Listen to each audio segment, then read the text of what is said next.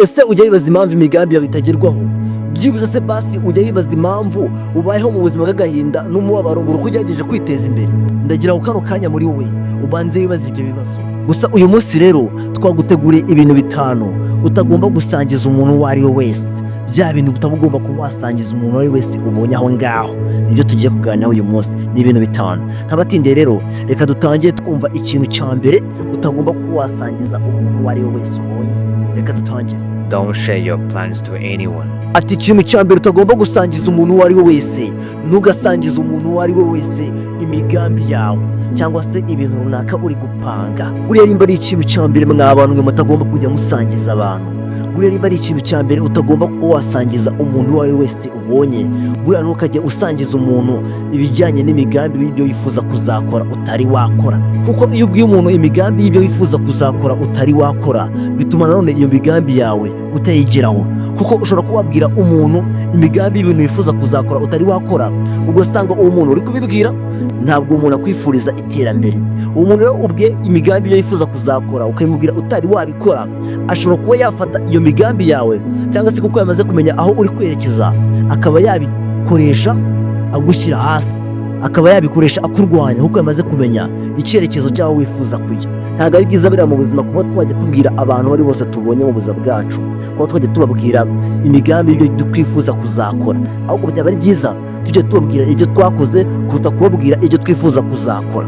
kuko iyo ubwiye umuntu ibintu utari wakora, iyo atakwifuriza ikintu cyiza, biba ari inzira nziza cyane cyangwa se biba ari inzira yoroshye cyane kuba yagushyira hasi. buriya mu buzima rero ntukajya ubwira umuntu ikintu utari wakora. reka tujye ku kintu cya kabiri tutagomba kujya dusangiza umuntu uwo ari we wese. The second thing, don't share your weakness to anyone. ati ikintu cya kabiri, ntugasangize umuntu uwo ari we wese intege nke zawe. niba ari ikintu utagomba kubwira umuntu uwo ari we wese, ntukajye ubwira umuntu uwo ari we wese intege nke zawe. buriya ushobora kuba wabwira abantu ubonye abo ari bo bose ukaba wababwira intege nke zawe. iyo abantu bamaze kumenya intege nke zawe, bashobora kuba bazikoresha izo ntege nke zawe bakazikoresha mu kazi ukora, mu byo ukora byose mu buzima bwawe bwa buri munsi, bakaba babikoresha baguta mu mitego runaka. reka mfate nk'urugero kugira ngo byumve neza cyane. ushobora kuba nk'urugero uri nk'umukobwa, umusore yamaze kumenya ko intege nke zawe ari amafaranga. yamaze kumenya ko iyo ubonye amafaranga utajya usubiza inyuma, iyo ubonye amafaranga utasubira inyuma, yamaze kubimenya. ibyo ngibyo biramworohera cyane kuba yagushyira mu mutego, akaba yagukoresha icyo ashaka cyose, akaba yaguhereza nk'amafaranga. wamara kumva amafaranga agiye kuguhereza ukuntu angana bitewe n'ukuntu amafaranga ari intege nke zawe mu buzima, bikaba byatuma utagira gutya usubira inyuma. iteka ryose ukumva wakomeza icyo gusaba cyose ukaba wagitanga bitewe n'uko izo ntege nke zawe amafaranga yamaze kumenya ko intege nke zawe ni amafaranga. bivuze ati kuba yagutega ukaba wagwa muri uwo mutego ni ikintu cyoroshye cyane. nanone ikindi kintu, hari n'igihe ushobora gusanga intege nke zawe n'urugero intege nke zawe ugasanga ni nk'urukundo. niba umuntu yamaze kumenya ko iyo wigiye mu rukundo ari izo ntege nke zawe utwarwa n'amarangamutima, akaba yamaze kubimenya, akaba yagutega urwo rukundo kugira ngo urwe mu marangamutima, narangiza ajye yagushyira hasi cyangwa se mu kazi kawe ukora agushyire hasi aguca intege.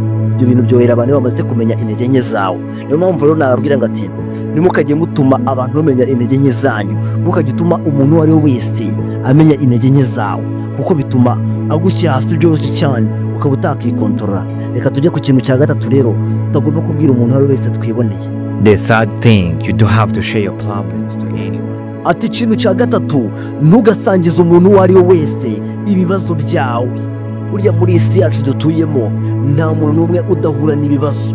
nuramuka rero uhuye n'ibibazo, ujye ugerageza ibyo bibazo byawe wahuye nabyo, ugerageze ubikemure wowe ubwawe utanize kugenda ubibwira ubonye wese. ndetse kandi buriya ubushakashatsi bugaragaza yuko abantu 80% tubwira ibibazo byacu mu buzima, ntabwo abo bantu baba babajwe n'ibibazo byacu, usanga ari babana ahubwo banejejwe nuko ibyo bibazo biri kutubaho.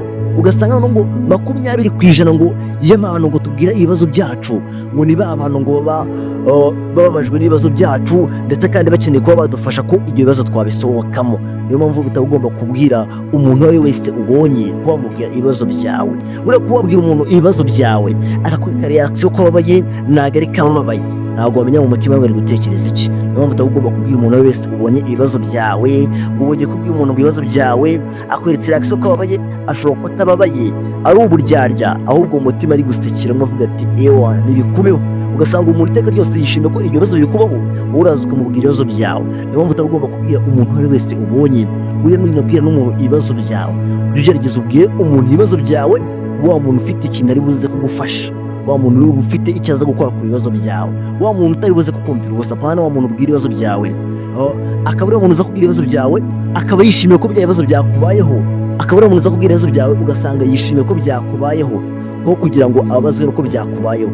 Reka n'abatindira twigiye ku kintu cya kane tutagomba gusangiza umuntu uwo ari we wese. The fourth thing that you don't have to share to anyone is that you don't have to share your past mistakes and regrets to anyone. Ati ikintu cya kane utagomba gusangiza umuntu uwo ari we wese, ntugasangize umuntu uwo ari we wese amakosa yawe yahashize ndetse na bimwe mu byo wicuza. Buriya nimba ari kimwe mu bintu utagomba gusangiza abantu bari bo bose ubonye, kuko ukajya usangiza abantu bari bo bose ubonye amakosa yawe yahashize cyangwa se bimwe mu byo wicuza, ibyo ntabwo ari byiza cyane. Buriya mu gihe uzi yuko abantu batazi amakosa yawe yahashize, ntukajya ukora ikosa ryo kuba wagenda ukabasangiza amakosa yawe yahashize mu gihe batari bayazi, ntabwo ari byiza cyane.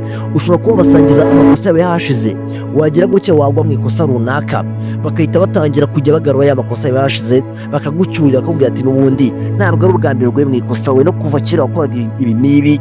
Ugasanga aba bantu ntabwo bitaye kuko ufite n'ibindi runaka warakoze byiza, ahubwo bitaye ku makosa yawe wakoze kera, bitewe n'agakosa ukoze ubu ngubu gatoya kakahita kabibutsa ya makosa wakoraga kera, kuko wayababwiye amakosa wakoze kera, warayababwiye barayamenye, bitewe n'uko uguye mu gakosa gato cyane gahita kaba intandaro yo gutangira gucyura bavuga ati n'ubundi we si ubwa mbere, ntabwo ari ubwa mbere ibintu bikoze, we kuva kera ubundi ukora amakosa ibi wabikoze, ku buryo nta n'umuntu ushobora kuba wagira inama zemera.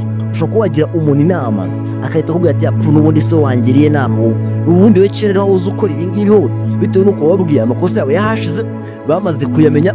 Mu gihe buriya abantu batazi amakosa yawe yahashize, ujye wirinda kuba wayababwira, ahubwo ujye ukora neza kandi wigire ku makosa yahashize, utazigenda rimwe uyasubiramo. Ako niko kantu nakubwira. Reka tujye ku kantu ka gatanu naho kanyuma, twumve akantu ka gatanu naho kanyuma utagomba gusangiza umuntu uwo ari we wese. The fifth thing that is gonna be the last one is that you don't have to share your family problems to anyone. Ati ikintu cya gatanu ari nacyo cya nyuma, ntugasangize umuntu uwo ari we wese ibibazo by'umuryango wawe. Uburiya nuramuka ubwiye abantu ibibazo by'umuryango wawe, bizatuma akenshi umuryango wawe usuzugurwa, ndetse nawe ubwo abantu bazatangira kujya bagusuzugura. None nuramuka uguye mu ikosa runaka warabwiye abantu ibibazo by'umuryango wawe babizi, bizatuma abantu batangira kubona muri ya shusho y'umuryango wawe, bitewe n'uko wagiye ubwira abantu ibibazo by'umuryango wawe. None nukora amakosa rero nawe bizatuma abantu bakubona muri ya shusho y'umuryango wawe.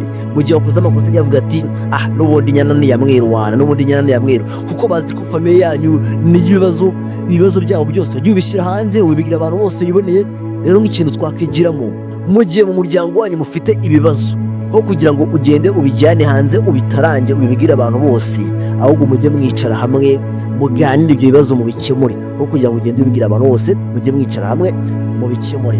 Ndakeka n'ahangaha ikiganiro cyacu cyitwa ibanga ry'ubuzima nacyo kirangiriye. Njye nkanya muri ikiganiro narushize beti nk'ibisanzwe, gusa ntabwo nari muri studio, nari kumwe na Jabless kuva kuri Jabless TV show. Mukande subscribe, Imana yabaturebere icyoroshye, turabakunda cyane. See you next.